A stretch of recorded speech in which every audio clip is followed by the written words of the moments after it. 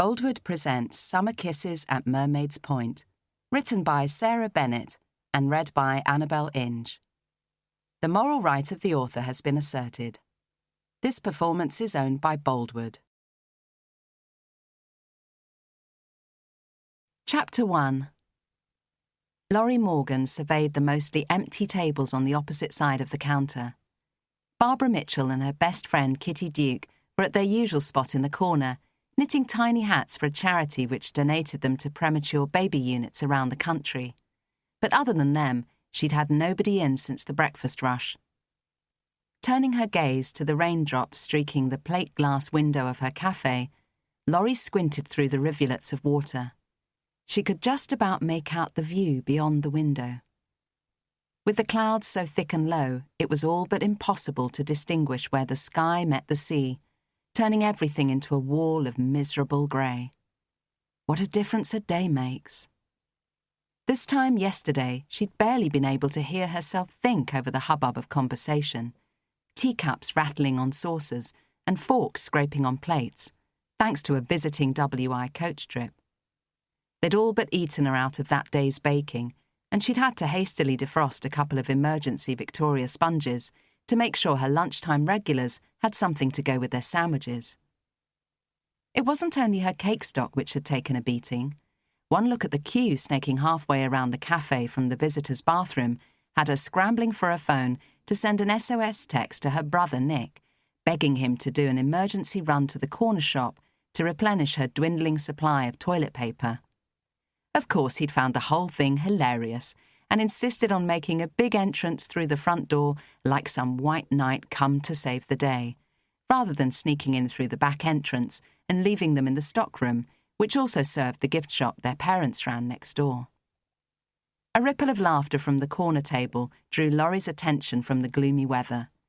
She watched Barbara and Kitty for a few minutes, full of admiration for the way their needles flashed back and forth without hesitation.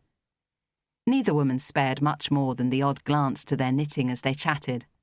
Her nan had tried to teach Laurie to knit as a child, but as with all the other crafty-type activities she'd tried over the years, she found it impossible to get to grips with.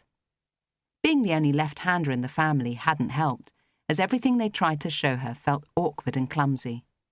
Even now, at just shy of 23, she had to concentrate when using her knife and fork, or she would find herself pulling things apart with the fork in her naturally dominant left hand.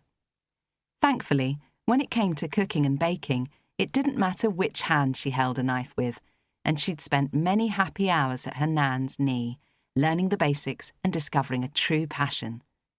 It had been a gamble on her parents' part when she'd come to them with the idea of converting one end of their sprawling seafront shop into a café, but they decided it was one worth taking.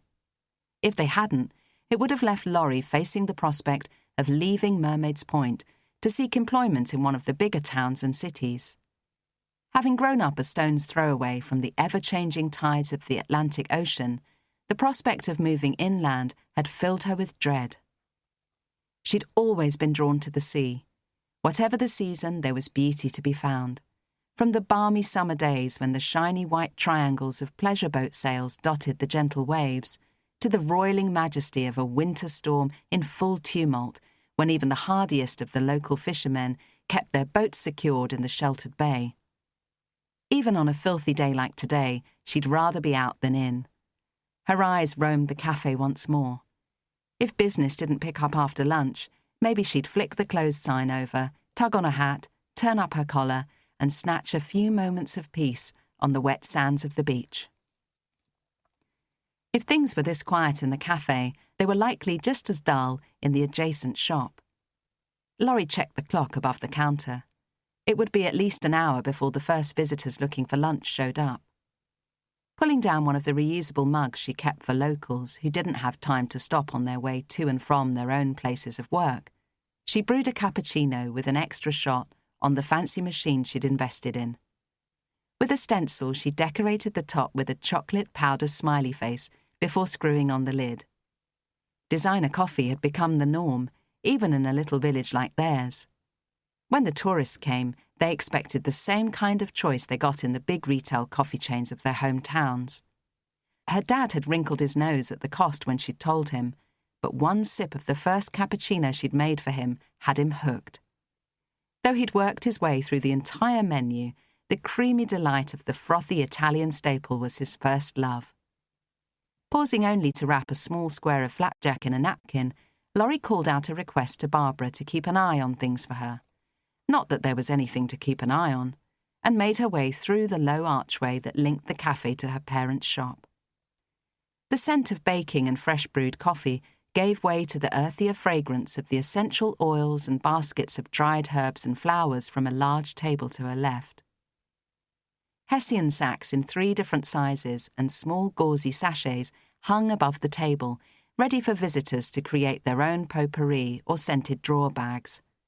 Crystals of every shape, size and colour filled the next display she passed, each with a handwritten card beside them describing the purported beneficial properties of each type of stone. The soft strains of traditional Celtic music came from speakers hidden in the uneven stone walls and ceiling of the shop. When they'd agreed to partition the original building to create the café, her parents had decided to rebrand and refurbish the shop at the same time, moving away from the more traditional branded tea towels, fridge magnets and other touristy knickknacks, and instead focusing on the new age hippie stuff, as her dad called it. This kind of fair had become increasingly popular with visitors drawn to the area by the stories of mythical sea creatures which had given their village the more fanciful part of its name. Thus, Morgan's gifts and souvenirs had been transformed into the Mermaid's Cave. The dark stone walls might be nothing more than the clever application of a fake veneer, but together with uplights in shades of green, blue and purple, and the installation of a gold-lined water feature the size of a small pond surrounded by more fake boulders, the interior of the shop had been transformed into a magical underground cavern. Crystals and figurines of mythical gods and monsters winked up from the base of the pond, a mermaid's hidden treasures and the perfect showcase for items of stock her father wanted to draw attention to. As long as men had been going to sea, they'd been making up tales of mermaids, and the ancestors of families like hers, who could trace their roots back to the origins of the village, were no exception. Though he scoffed at it, Laurie thought there was a tiny corner of her father's heart which wanted to believe in those legends. Why else had he persuaded Mum to christen her Lorelei? Not that anyone other than her Nan had called her that, not unless she was in big trouble. The use of her full name, Lorelei Christina Morgan, by either of her parents still had the power to make Laurie quake in her shoes. Smiling at the thought of her gentle giant of a dad actually bringing himself to punish either of his children, Laurie wove between a rack of CDs and mythology books, skimmed past the gorgeous glittering confections of silver and glass beads created by a gifted local woman who'd begun making jewellery after being made redundant several years previously, and finally reached the large sales desk. Perched on his usual stool, eyes fixed on the phone in his left hand as he stroked the greying strands of his neat beard with the other, Andrew Morgan didn't notice her arrival until Laurie plonked his metal coffee mug down on the counter with a clunk. Eyes as dark as her own creased in delight as her dad looked first at Laurie and then at the silver mug. "Is that for me?" "Who else would it be for, eh?" Laurie asked as she circled around the desk to peck a kiss on his cheek. Leaning into the solid weight of his side as he circled an arm about her waist, she peered over to see what had been keeping his attention fixated on his phone. "Checking your followers again?" After the refurbishment, her parents had branched out into cyberspace, creating a simple website through which people could order anything being sold in the shop. Dad had also become something of an Instagram addict and loved nothing more than posting photos of different items of stock, as well as gorgeous black and white landscape shots of the village and the surrounding area. He'd built up quite a decent following and had persuaded Laurie to get on board with her own page for the cafe where she could share pictures and recipes. "Not sure what's going on, love. I posted a picture of those new polished agate bookends, and my likes have gone crazy. It doesn't make sense." He tilted the screen so she could see it better. Laurie studied the image. The striated waves of red, orange and gold were certainly striking, but no more eye-catching than many of the other pictures he'd posted. Dad had a knack with a camera she couldn't dream of matching. She glanced at the number of likes registered beneath the photo and did a double-take. Over 1,000, when they were lucky to hit 1/10 of that usually. The number of comments was even more surprising. They had a few regular followers who tended to respond to posts, but she could count those on the fingers of one hand. "There's nearly 300 comments, Dad." It was impossible to keep the disbelief from her voice. "Have you read any of them?" He shook his head. "I haven't had a chance. I'd only just opened my phone when you came in." He pulled the phone back and tapped the screen. Unable to see it from where she was standing, Laurie watched his expression instead. Every time his thumb flicked to scroll further through the comments, the frown line between his brows deepened. "Have I seen who?" he muttered. "There's someone on a wind-up." Looking thoroughly puzzled, he offered her the phone. "Everyone is using the Mermaids Point hashtag for some reason, and they're all asking if I've seen a mermaid." Taking the phone, Laurie flicked up and down the list of comments. He was right. Along with the usual hashtag for the village, which they used for all their posts, the replies were full of stuff like hashtag mermaids, hashtag mermaids are real, hashtag mermaid squad, hashtag the truth is out there. Bemused, she clicked on hashtag Mermaids Point and almost dropped the phone. What the hell is that? Beneath her dad's post showing the agate stones was a murky image completely at odds with the usual sharp-focused, carefully curated and staged images she was used to seeing on the website. Selecting the post, she found it was a series of pictures, most of them blurred, as though the person holding the camera had been clicking too fast to focus properly, or had expanded their phone to the maximum zoom capacity. The number of likes was over 150,000 and climbing rapidly, unheard of for anything other than a celebrity's account. The original poster didn't have a handle she recognised, and when Laurie clicked to their page, it held only a handful of posts, all dated that morning. The first picture showed a cluster of islands, the furthest little more than a twisting spire. She recognised it instantly as the grouping known locally as the Seven Sisters. The Sisters marked the far end of the scattering of unoccupied islands stretching several miles off the end of Mermaids Point that were a haven for seals, seabirds and other wildlife. Beyond them lay nothing except several thousand miles of ocean. The second photo was a zoomed shot showing the blurred outline of what looked to be a person sitting on the edge of one of the rocks, rather than me. There were no landing points out on the Sisters as far as Laurie knew, so there was no way to access them other than swimming. Even if a small boat had steered close to the rocks, the water temperature would be frigid at this time of year. It only really became bearable at the very height of summer, if there'd been weeks of hot sunshine to warm the waters by a few degrees, something that had been in painfully short supply the past couple of summers. Plenty of hardy souls went for a dip throughout the year, but never that far from shore, and rarely without a wetsuit.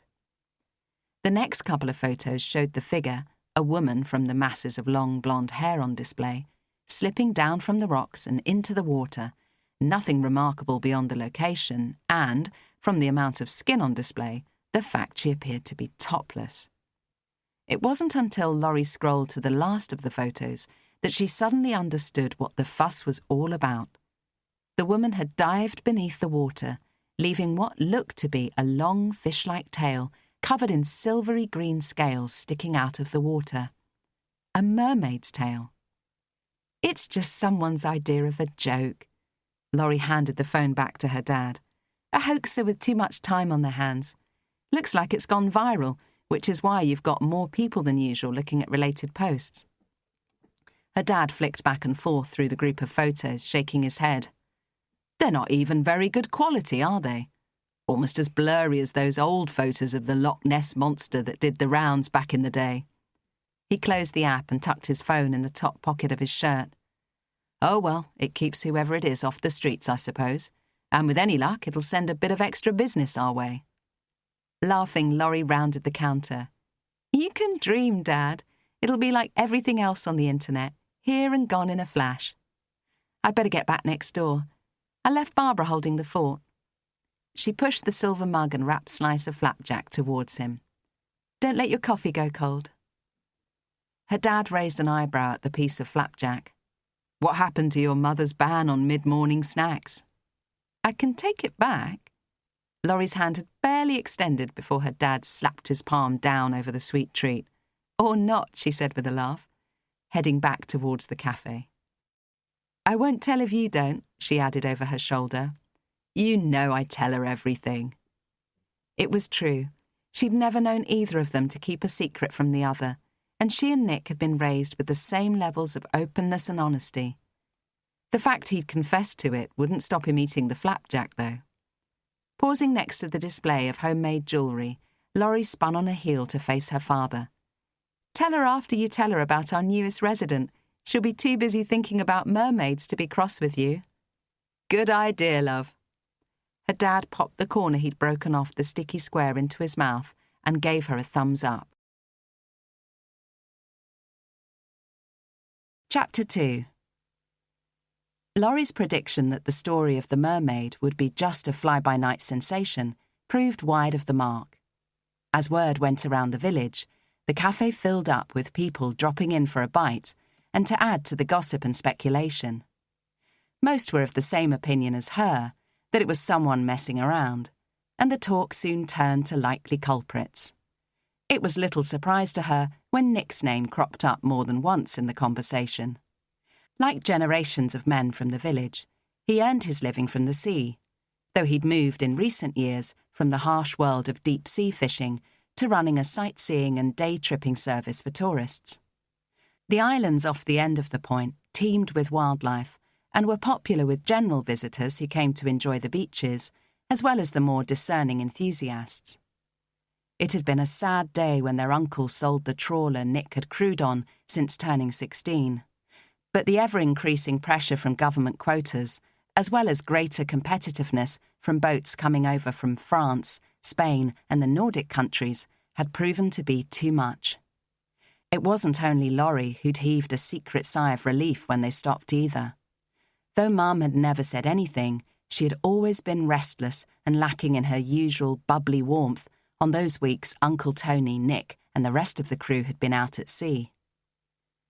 Things had only grown more tense following a terrible accident on one of the other trawlers, resulting in the loss of one crew member and debilitating injuries to another. There'd been tears of relief when Tony and Nick had announced their new venture, and for the first couple of years they'd raked it in as the sun beamed down and visitor numbers grew and grew. Then, on top of a general economic downturn, they'd had two of the worst summers in living memory weather-wise. Bed and breakfast rooms stayed empty, and the local camping sites were barren of their usual motley collection of bright tents and shiny white caravans. The few hardy souls who ventured to the coast were greeted with warning flags on the beaches and views as disappointing and grey as the one outside the cafe's windows today. Everyone had felt the bite, and only a few businesses like her parents' shop had the option to diversify online. Like many others in the village, Laurie had watched her profits dwindle to nothing. If she hadn't still lived at home, there was no way her business would have survived. Offering special deals to groups like the WI had helped a bit, but if they didn't get a good spell of decent weather soon, the future looked grim. As the lunchtime gossipers drifted home again, the only sound in the cafe was the incessant rattle of the rain against the windows and the quiet swish of her mop over the tiled floor as she washed away the mess of shoe and boot prints no doormat could cope with on a day like today. By the time closing time arrived, Laurie had cleaned every available surface, rearranged her display cabinets and rewritten the chalkboard menu. Adding a few bright flowers to decorate the board had done nothing to lift her mood, and she was feeling thoroughly sorry for herself when her dad called out to ask if she was ready to join him for their short walk home. Forcing a smile, she tucked her long black hair under a more practical than stylish wide-brimmed hat and snuggled into her dad's side. As he'd always done, he walked on the seaward side, using his body to shield her from the worst of the rain and freezing cold spray the wind was whipping in. "Oh, right in my bloody ear." Shuddering, her dad ducked his head deeper into the raised collar of his oilskin jacket, and they increased their pace until they were all but running up the cobbled hill of whitewashed cottages to their house. A more modern brick addition to the village, the house the Morgans called home might not be as aesthetically pleasing as the traditional fishermen's cottages, but with both Dad and Nick topping out at 6 foot, at least the higher ceilings saved them both from knocking their heads on the oak beams so beloved of visitors to the village. Most of the cottages were rental properties these days, their quirkiness attractive enough for a week or two, but not very practical for modern family life. Laurie's dad pushed open the front door and ushered her into a bright, familiar warmth. As they towed off their boots and hung up their dripping jackets in the inner porch, the strains of the radio and Mum's enthusiastic accompaniment to an old 80s pop classic reached their ears. Beaming, her dad padded down the hall in his socks and reached the open kitchen door just in time to join in with the chorus. As she followed in his wake, Laurie could hear her mum laughing as she scolded her husband for making her jump. When she entered the kitchen, it was to find her dad with arms around her mum's waist, pressing kisses to her cheek as she tried to fend him off with ineffectual flicks of the tea towel she'd been using to dry her hands. "Come on, Sylvia, my love. Give your poor husband a proper kiss." Rolling her eyes, Laurie turned away, though her heart sang at the pure love they still held for each other after nearly 30 years together. They'd always been the same, full of easy, open affection, and though she adored the way they were together, Laurie suspected one of the reasons both she and Nick were serially single was because of the high relationship bar their parents had set. That and no. Laurie shook the memory away before it could settle and spoil her mood. "How was your day, darling?" Having extracted herself from Dad's clutches, her mum came over to give her a hug and a kiss. A bit quiet, apart from a flurry at lunchtime when everyone came in to talk about the mermaid. Taking the tea towel from her mum's hands, Laurie crossed to the draining board to dry the couple of pans and dishes still dripping, which her mum had obviously been using to make dinner. During term time, when the shop was quieter, Sylvia Morgan volunteered at the local combined primary and junior school on Mondays, Wednesdays and Fridays. She helped the children with their reading and writing just as she'd been doing for the past 20 years. She'd started when Laurie had been old enough to join Nick at the village school and had stayed on after they'd both transitioned to secondary education. Like all the children from the villages scattered along their part of the coast, they'd been bused to a comprehensive school some 20 miles away. Laurie's stomach gave an uneasy twinge at memories of those queasy journeys, the winding roads, and the smell of diesel from the old bus, an unhappy combination she'd never grown accustomed to. On school days, Mum was usually the first home, so she cooked. The other 2 weekdays, Laurie and Nick split the task between them, with their dad in charge at weekends, when he had time to experiment with his ever-expanding collection of cookery books. Like Laurie, Nan had taught him to cook as soon as he was old enough, and he'd helped develop their palates with everything from elaborate Thai curries to homemade sushi. He was on a bit of a vegan kick at the moment, part of a drive for the whole family to try to eat more healthily, which was why Laurie didn't feel too guilty about sneaking him the odd bit of flapjack or thin sliver of cake. "What mermaid?" Mum asked, coming over to take the pot Laurie had just dried from her hands. "Look here, I'll show you." Her dad took out his phone and opened it. "Bloody hell, it's got nearly 250,000 likes now. Mermaids Point is well and truly viral."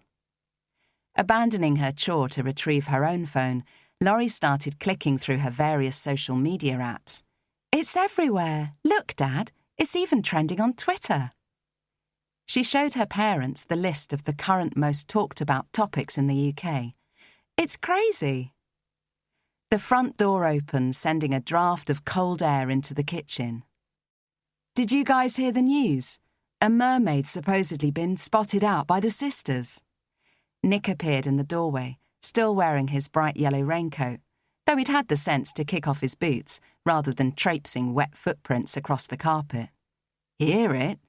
Dad raised an eyebrow at the same time as their mum told Nick off for dripping on the floor and started tugging his coat off. Grinning down at their diminutive mother, Nick obediently held out his arms to let her pull the soggy jacket off. It was on the local news just now, and it's all over the internet. Whoever dreamed it up must be having a right laugh. Whoever? Laurie gave her older brother a suspicious glance. Since she'd first seen it that morning, it had seemed like the kind of prank her brother and his friends might try and pull off. Who knew the islands better than the people who sailed out to them most days? And who else would be daft enough to do it? Unless it was some random stranger who'd picked their village purely based on its name, there were few likely suspects, and Nick's name was close to the top of the list. "Don't give me that look, Lorelei." Nick shifted his hands to his hips. "It's nothing to do with me." "Just like painting the front of the Sailor's Rest bright pink last year wasn't anything to do with you." He gave her a grin. "That was a matter of honour." Nick's best friend Stu had got into a fight with a tourist, and the whole of their little gang had been kicked out by the landlord. The tourist had been at fault for groping Stu's girlfriend as he'd squeezed past her on the way to the bar. Like everyone else, Pete Bray relied on the holidaymakers who frequented the pub in the summer months, and so he'd barred Stu, Nick and the rest without giving them chance to explain. They'd all gone back to Stu's, and after a few more beers, this time from his fridge, they'd raided the supply of paint in the back of Stu's van and given the pub a makeover. Pete had been furious at first, but the neon pink had drawn so many curious new faces across the pub's threshold that he'd kept it that way for the rest of the summer. Their ban hadn't been lifted until Nick and the rest had repainted the pub, and not just the front, but all the window frames and the door too. "It was an act of sheer foolishness," Mum countered, giving his arm a flick with her fingers as she returned from hanging up his coat. "Don't stand there making the place look untidy, set the table. And I hope for your sake that you didn't have anything to do with this mermaid nonsense. Things like this have a habit of backfiring, and you know what the internet is like. They'll already be hunting out whoever is behind the account." "Well, I hope they don't find out too soon," Dad said, placing a stack of dinner plates in the centre of the scarred wooden table they ate at during the week, the dining room being reserved for Sunday night dinners and special celebrations such as birthdays and Christmas. "I posted a few pictures of the mermaid-themed items we stock on our page this afternoon, and I've had over a dozen orders on the website." "Look at you go, Dad," Nick said, giving his shoulder a friendly shove as he worked his way around the table, laying out the cutlery and placemats. "You'll be an internet billionaire in no time." "I'll be happy if it keeps us ticking over. About time we had a bit of good luck around here. Maybe those old stories about the mermaids protecting the village have a ring of truth to them after all."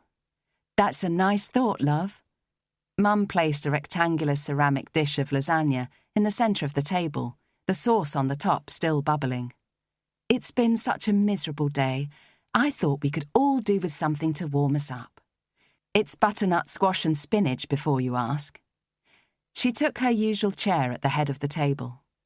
"Who knows, maybe it'll bring a few visitors down at the weekend. I checked the forecast earlier, and this rain is supposed to blow through tomorrow, and then it's clear skies." "Let's all cross our fingers and hope so," Nick said, accepting the spoon from their mum and dishing himself up a huge slab of pasta and sauce. "We haven't had a booking since that ornithology group we took out last week.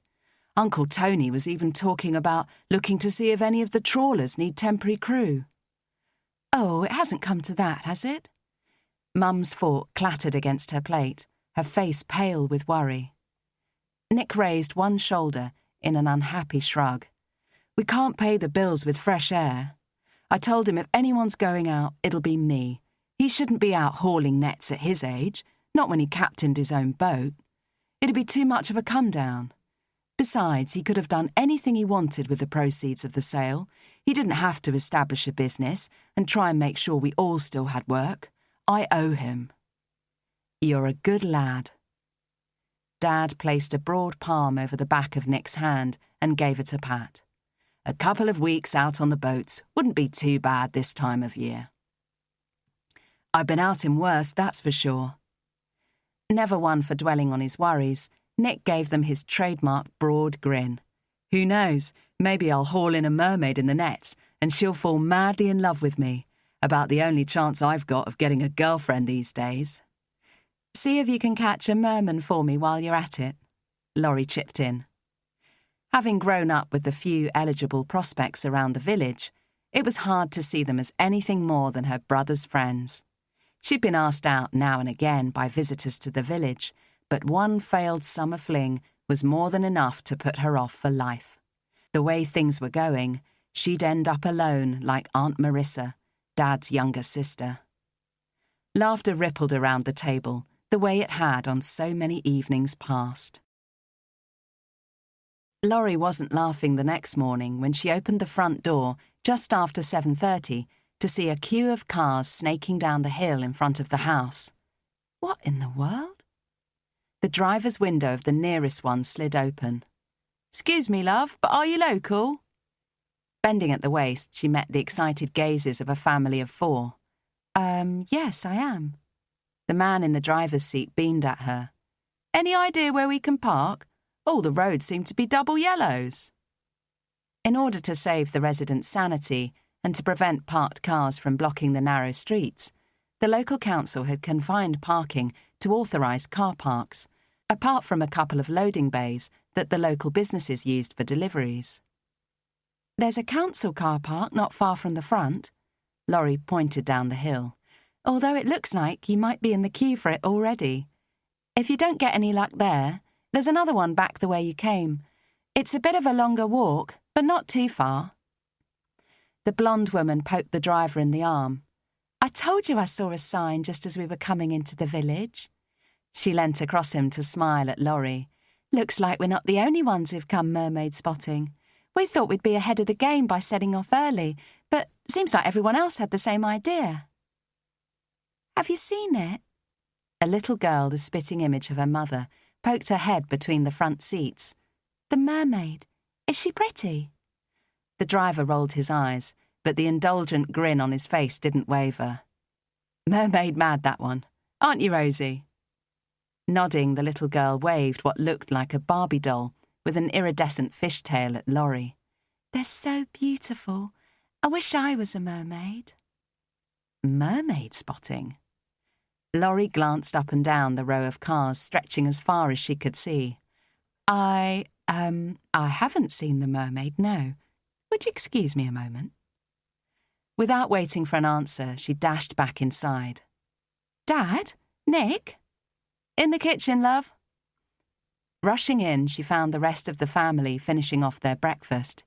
"You'd better shake yourselves and get down the shop," she said to her parents. "And you need to call Uncle Tony," she added to Nick. "What's going on?"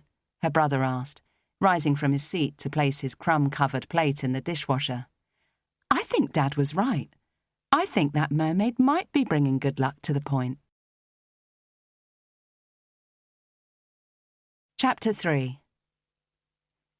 Jake Smith stared at the candid shots littering the table before him, feeling sicker by the minute. He felt as grubby and dirty as though he'd been one of the pathetic men who'd used and abused the sad-eyed women being ushered into the back of a van by a border force official. Whatever sense of satisfaction he had over playing a part in their discovery and rescue was buried under an avalanche of guilt. "Yeah, you're some bloody hero, all right." He'd ignored their plight for weeks. At the time, he'd justified it, knowing there was a bigger story to uncover. The authorities had had their chance and blown it. The story only landed on Jake's desk thanks to a call to the Eastern Comet's tip line. If the police hadn't ignored Mrs. Rogers' complaints about suspicious activity across the street, the women would have been in safe hands long ago. Knowing that didn't make Jake feel any better. Like the cops, he'd thought it a dead end at first, just some bored old lady twitching her neck curtains, and been furious at Mac, his editor, for assigning him a non-story any of the juniors should have been able to deal with. But Mac had a nose for a story, and the moment Mrs. Rogers had opened her front door, Jake had felt that familiar buzz of adrenaline he only got when he knew he was onto something good. Over a pot of tea, Mrs. Rogers had told him about the comings and goings at all hours, the strange cars parked in the street, the odd glimpse of women at the windows when she'd been told a couple of brothers had bought the place. He might still have thought it nothing more than a figment of a bored imagination if he hadn't witnessed the arrival and departure of 3 cars in the hour he spent with her. Delighted to have someone take her seriously, Mrs. Rogers had been only too happy to turn over her spare front bedroom for Jake to use as an observation point. After a couple of nights camped out in there, he'd come to the same conclusion as her. Someone was operating a brothel in this quiet little street. He'd happened to spot a man leaving on foot just as he was departing one morning after wolfing down the full English Mrs. Rogers had laid on, and followed him to a minicab firm operating out of a run-down shop on the high street. Jake had dug around and found the taxi company was registered to 2 brothers, along with several other small businesses, including a couple of takeaways, a barber shop, and a dry cleaner's. All the kinds of places it would be easy enough for someone with the right knowledge to launder illegal money through. And as the investigation continued, his focus became less and less about the women behind that anonymous front door, and more about the shadowy activities of the brothers. Jake watched the same customers using the barbers week in and week out, though they seemed to spend more time chatting than anything else, and their appearances were unaltered when they left. He'd even posed as a customer to take a closer look, leaving 20 minutes later with a disastrous buzz cut, and the conviction the bloke wielding the clippers knew no more about cutting hair than Jake himself did. The taxi company proved trickier to dig into. There were plenty of legitimate drivers on the books. Jake's expenses at the end of the month could attest to that. Using a cover story about his own car being written off in an accident and having to wait for the insurance to sort it out, he'd gone everywhere in taxis for 3 weeks solid. A couple of the drivers were bored and eager to chat, especially after he'd been picked up by the same ones a few times. Before too long, they were airing complaints about a couple of the other drivers who weren't pulling their weight, always on the road, but never available to pick up any of the jobs called in. He started feeding information back about his suspicions to a reliable contact on the local police force, who shared intelligence off the record about cabs being a possible source of drug dealing in the area. More pieces of the puzzle fell into place, and Jake's entire focus narrowed to building a story of the 2 brothers running a major crime ring in the town. He studied the abject misery and desperation etched on the women's faces before him. Finally convinced he had enough proof, he'd gone back to his contact on the force and persuaded him to let Jake and a photographer he trusted tag along when they raided any of the properties. Weeks had passed while the police carried out their own investigations, and Jake focused on drafting and polishing what would now be a series of exposés, not just on the crime and corruption surrounding this case, but also on the rise in these types of crimes in other small towns. It wasn't until he'd seen the first woman being led from the house by an immigration officer that the true human costs behind the story hit home.